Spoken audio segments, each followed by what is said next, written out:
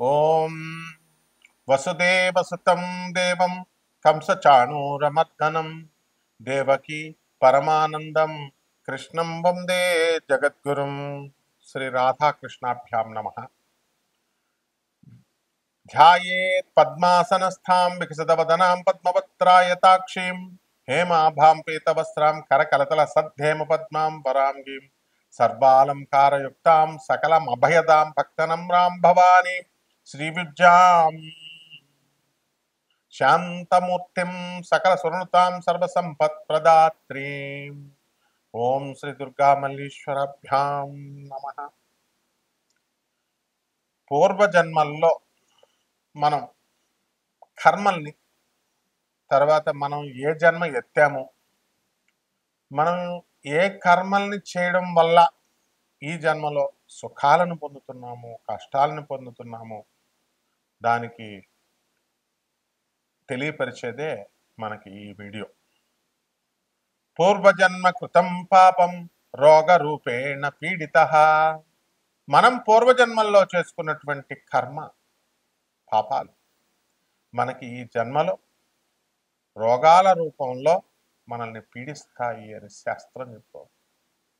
శ్రీ గురు చరిత్రలో గురుదేవులైనటువంటి శ్రీ నృసింహ సరస్వతి స్వాముల వారు తన సొంత చెల్లి అయినటువంటి ఆమె శ్రీపాద వల్లభ అవతారంలో కూడా తన సొంత చెల్లికి, నువ్వు పూర్వజన్మ కర్మలు చేయడం వల్లమ్మా, నువ్వు భార్యాభర్తల్ని విడదీయడం వల్ల నీకు వైధవ్య యోగం ఉంది, నీకు కుష్టు వ్యాధి వస్తుంది అని చెబితే, అయ్యా బాబోయ్ అని చెప్పి, అన్నా నువ్వు నా సొంత సాక్షాత్తు శ్రీమన్ నారాయణమూర్తివి, నువ్వు బ్రహ్మ విష్ణు శివుడు రూపానివి, నువ్వు ఉండి నా అన్నవై ఉండి నాకు ఇలా చెప్తే మామూలు వాళ్ళ పరిస్థితి ఏంటి బాబోయ్, నన్ను రక్షించంటే అప్పుడు స్వామివారు ఏం చేస్తారు తెలుసా?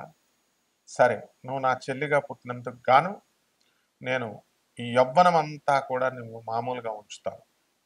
యవ్వనం అయిపోయిన తర్వాత నీకు కుష్టు వ్యాధి వస్తుంది.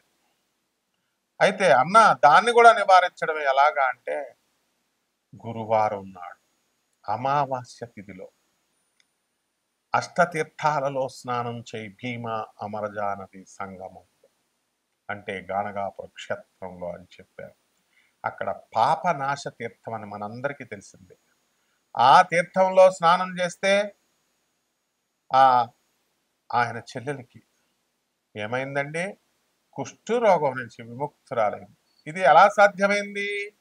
జగద్గురువులైనటువంటి నరసింహ సరస్వతి స్వాముల వారు శరణు పొందింది కాబట్టి.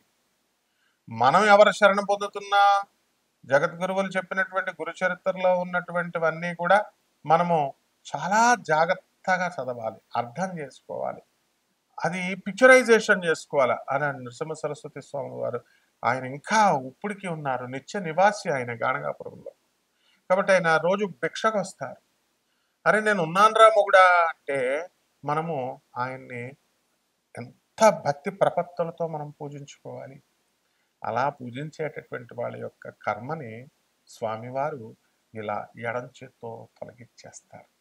Under the special discretion powers of the Jagadguru status, I, the Lord Nrsimha Saraswati dismisses the bad karmic actions అని ఒక్క మాటతో నల్లిఫై చేసేస్తాడు. కాబట్టి ఈ పూర్వజన్మలనేటటువంటివి ఖచ్చితంగా మనకి కేతువు సూచిస్తాడు.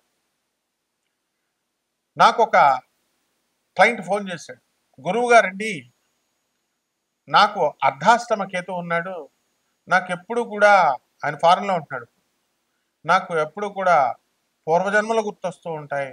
నాకు కేతు టైంలో నేను ఎవరికండి ఈ కూర్మంలో ఉన్నటువంటి ఆశ్రమం కడుతున్నారు కదా ఇస్కాన్ వాళ్ళు, వాళ్ళకి నేను 4 లక్షలు ఇచ్చానండి ఒకసారి ఫోన్ చేసి, మళ్ళీ ఇంకొకసారి అడిగితే 3 లక్షలు ఇచ్చానండి. ఇలా వాళ్ళు ఆయన చెప్పుకుంటూ వచ్చాడు. నాకు 4-3 ఈ నెంబర్సే నా లైఫ్లో వస్తున్నాయండి. అతను చెప్పింది వాస్తవం. ప్రతి మనిషి జీవితంలో కూడా కొన్ని నెంబర్లు మన జీవితంలో వస్తూ ఉంటాయి. అతని అబ్జర్వేషన్ కరెక్ట్. 4-3 కేతు. అలాగే ఇంకొక అతను పాన్ కార్డ్ నెంబర్ తీసుకున్నా, ఆధార్ కార్డ్ నెంబర్ కౌంట్ చేసిన, బండి నెంబర్ కౌంట్ చేసిన, ఇలా అంతా కూడా ఒకటే నెంబర్ వస్తుందండి, అది కేతు అండి అని ఇలా చాలామంది అంటూ ఉంటారు. కాబట్టి మన కేతువు ఏ ఏ స్థానాలలో ఉంటాడు అనేటటువంటిది అది టెక్నికల్ పార్ట్, అది పండితులకు అవసరం. సామాన్య మనిషికి కావాల్సింది ఏంటంటే ఆయా స్థానాలను బట్టి కేతువు మన పూర్వ జన్మల్ని మనకి ఆయన తెలియజేస్తాడు అనేటటువంటిది స్పష్టంగా అర్థమవుతూ ఉంటుంది. జగద్గురువులైనటువంటి ప్రభాత్ రంజన్ సర్కార్ ఆనందమూర్తుల వారు తన దగ్గరకు వచ్చినటువంటి భక్తులకి పర్సనల్ కాంటాక్ట్ ఇచ్చేవారు. అంటే ఇప్పుడు ఉన్న స్వామీజీలు ఇస్తున్నట్టుగా కాదు. వాళ్ళు మేము నీకు పూర్వజన్మ గుర్తు చేస్తాం అట్లా కాదు నాయన. ఆయన రామకృష్ణ పరమహంసల వారి గురువైనటువంటి తోతాపురికే మోక్షాన్ని ఇచ్చారు.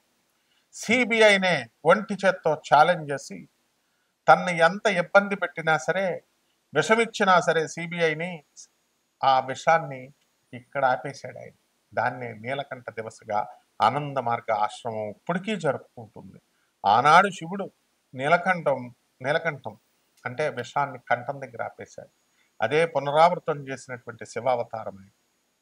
అటువంటి జగద్గురువులు నీతూ అంబానీకి, ముఖేష్ అంబానీకి, సుశీల్ గోయంకాకి, సీమా గోయంకాకి, కుమార్ మంగళం బిర్లాకి, ఇలా తన దగ్గరకు వచ్చినటువంటి ప్రతి ఒక్కరికి, doctor Ravi Batra South Methodist University professor, ఎకనామిక్స్లో నోబెల్ ప్రైజ్ విన్నర్ 1993 అని కొడితే వచ్చేస్తుంది. అతను వికీపీడియా చూడండి, పిఆర్ సర్కార్ వల్లే నాకు నోబెల్ ప్రైజ్ వచ్చిందంటారు.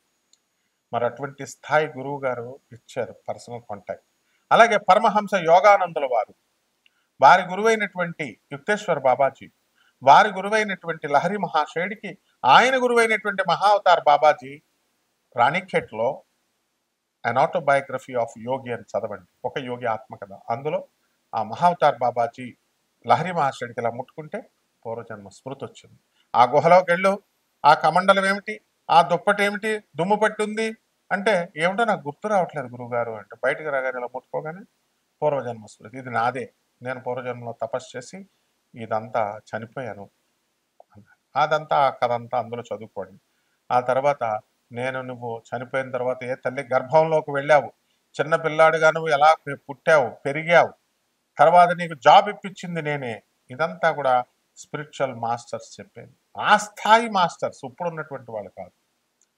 కాబట్టి మీ యొక్క వ్యక్తిగత జాతకాలలో మీ యొక్క కేతు పొజిషన్ని బట్టి మనము పూర్వజన్మ ఏంటి అని చెప్పచ్చు. నాడీ గ్రంథాలు ఆ కాలంలో ఉండేవి. వైదిక కోవిల్లో మరి అప్పుడు ఖచ్చితంగా కొంతవరకు రూఢి చేయగలిగేవారు. ఇప్పుడు లేవు, అవి కూడా కలుషితమైపోయినాయి అవన్నీ కూడా. అది వైదీశ్వర కోవిల్ అవని, ఎక్కడన్నా అవనియండి, మీ పేర్లు అడుగుతారు, మీ మొదటి అక్షరం అడుగుతారు, మీ తల్లిదండ్రులు ఎవరు, మీ రాముల వారి పేర్లలోనా, మీ అమ్మ పేర్లు లక్ష్మీదేవి పేర్లలో ఉంది, నలుగురా ముగ్గురా అన్నదమ్ములు, మీరు ఇద్దరా, ఒక తాళపత్ర గ్రంథంలో ఆకులో ఇలా ఉంది, ఇంకొక ఆకులో ఇలా ఉంది అని ఇలా చెప్తూ ఉంటారు.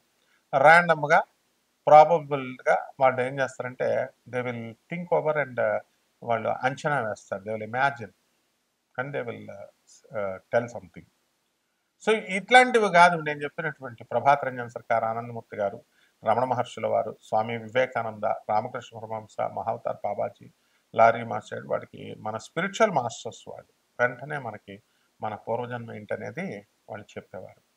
కాబట్టి ఖచ్చితంగా కేతు 12ంట ఉన్నటువంటి వాళ్ళందరికీ కూడా ఇది ఆఖరి జన్మ, మళ్ళీ జన్మ లేదు మనందరికీ కూడా అటువంటి వాళ్ళకి. కాబట్టి జాగ్రత్తగా వాళ్ళంతా కూడా సాధన చేసుకోవాలి. ఏం చేసుకోవాలన్నది మీ వ్యక్తిగత జాతకాలను పరిశీలిస్తే మీరు పూర్వజన్మలో ఏంటన్నది అవలీలగా చెప్పొచ్చు. దానికోసం మీరు మాకు ఫోన్ చేయండి, బర్త్ డీటెయిల్స్ ఇవ్వండి, తర్వాత టైమింగ్ పెట్టండి. ఆ తర్వాత మా యుఎస్ఏ నెంబర్ ఇవ్వడం జరిగింది, అలాగే ఇండియా నెంబర్ ఇవ్వడం జరిగింది. తెలుసుకోండి చక్కగా, సద్గురువుల్ని పట్టుకోండి, చక్కగా మీ జన్మల్లో చేసినటువంటి ఆ పాపాలు ఏమిటి వాటిని రెక్టిఫై చేసుకోండి. అండ్ శ్రద్ధ ఉండాలి. ఏదో ఒకసారి ఫోన్ చేసేసి గురుగారు నేను పూర్వజన్మలో ఏంటండి అని అడిగేసి మళ్ళీ వదిలేస్తే అలా వర్కౌట్ అవుతుంది. గురువుని పట్టుకోవాలి ఫస్ట్.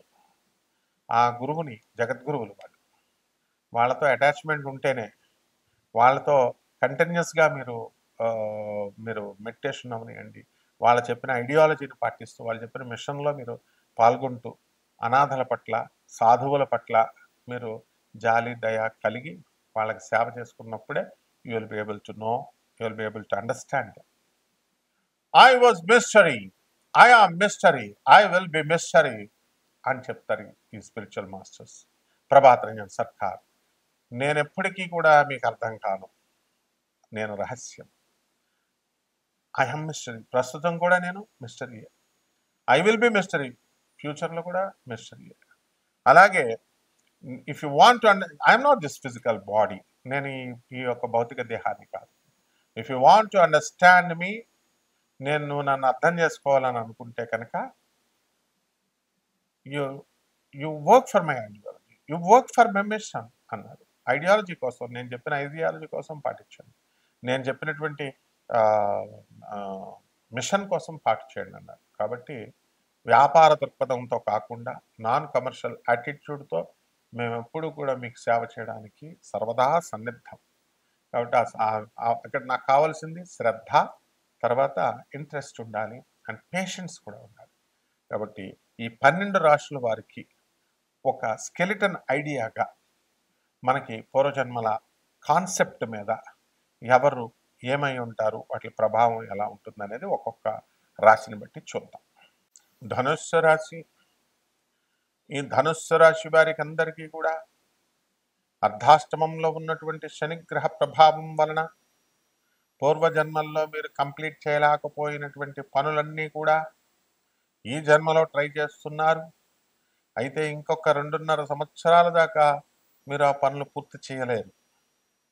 అది కంటిన్యూస్ ప్రాసెస్గా మీరు చేసుకుంటూ వెళ్తున్నప్పుడు తప్పకుండా ఈ అర్ధాష్టమంలో ఉన్నటువంటి శనిగ్రహ ప్రభావము వలన ఆ పనులన్నీ కూడా మీరు సంపూర్తిగా నిర్వర్తించగలుగుతారు. అయితే రాహువు కుంభరాశిలో ఉండడం, పూర్వజన్మల్లో మీరందరూ కూడా మీ అన్నదమ్ములు అక్కా చెల్లెళ్ళు డబ్బు మీరు తినడం వలన ఈ జన్మలో పర్టికులర్గా ఈ టైంలో ఈ 2025, 2026 సంవత్సరాలలో మీ వలన మీ అన్నాదమ్ముళ్ళు కానీ అక్కా చెల్లెళ్ళు కానీ వృద్ధి చెందడం జరుగుతుంది. ఇది మీకు చాలా ఆశ్చర్యాన్ని కలిగిస్తుంది. ఏమిటండి ఇది, మేము సేవ ఎంతో కష్టపడుతుంటే మా అక్కలకి అన్నలకి పుణ్యం కలిసి రావడం ఏమిటండి అని. అది వాళ్ళ జన్మ సంస్కృతి, వాళ్ళు చేసుకున్నటువంటి కర్మలు మీ జాతకాన్ని అలాగా భగవంతుడు సెటప్ చేసి ఉంచుతాడనమాట. ఇకపోతే భాగ్యంలో ఉన్నటువంటి కేతుగ్రహ ప్రభావం వలన మీరందరూ కూడా ఫారిన్ వెళ్ళడానికి అవకాశాలున్నాయి. విదేశీ సంబంధమైనటువంటి వస్తువులన్నీ కూడా సంపాదించి అమ్మి బాగా సంపాదించడానికి అవకాశాలున్నాయి. వృత్తి వ్యాపారాల్లో అధికంగా సంపాదిస్తారు. మీ నాయనమ్మ గారు, మీ యొక్క తాతగారు, వీళ్ళ దూరపు బంధువులు వాళ్ళ తరఫు నుంచి మరణించడం, ఆ ఆస్తి ఊహించని రీతిగా మీకు కలిసి రావడం అనేటటువంటిది జరుగుతుంది. ఇక మీడియా రంగంలో జర్నలిస్టులు, మీడియా రంగము, సినిమా హీరోలు, రాజకీయ నాయకుల యొక్క పరిస్థితి బ్రహ్మాండంగా ఉంటుంది. విదేశాలకు తరచూ వెళ్ళి రావడం అనేటటువంటిది జరుగుతుంది. ఇక వ్యాపారస్తుల దగ్గరకు వచ్చేసరికి మీరంతా కూడా కొన్ని కోట్ల రూపాయలు మేము తీసుకొని వ్యాపారాలు చేస్తున్నామండి, అప్పు చేస్తున్నాము, ఇదంతా కూడా అధికమైనటువంటి వడ్డీని మేము చెల్లిస్తున్నాము, కాబట్టి మాకు దీని నుంచి విముక్తి కావాలండి అనేటటువంటి వాళ్ళకి విముక్తి జరుగుతుంది. పరిహారాల దగ్గరికి వచ్చేసరికి శని జపం చేసుకోండి, శని స్తోత్రాలు చదవండి, శనికి కిలోంపావు నల్ల నువ్వుల్ని, నల్లని వస్త్రాన్ని పేద బ్రాహ్మణులకి శనివారం నాడు 8 గంటలకి దానం చేసుకోండి. దశ మహావిద్యల్లో ఒకటైనటువంటి మహాకాళి అమ్మవారి యొక్క హోమాన్ని మీ ఇళ్లల్లో చేసుకోవడం ద్వారా అద్భుతమైనటువంటి పరిష్కారం మీకు జరుగుతుంది. అలాగే ఈ యొక్క శని మహాకాళిని కొన్ని బీజాక్షర సంపుటిగా మీరు చేయాల్సినటువంటి అవసరం ఉంది. అవన్నీ కూడా మేము నెక్స్ట్ వీడియోలో తెలియజేస్తాం. శుభమస్తు.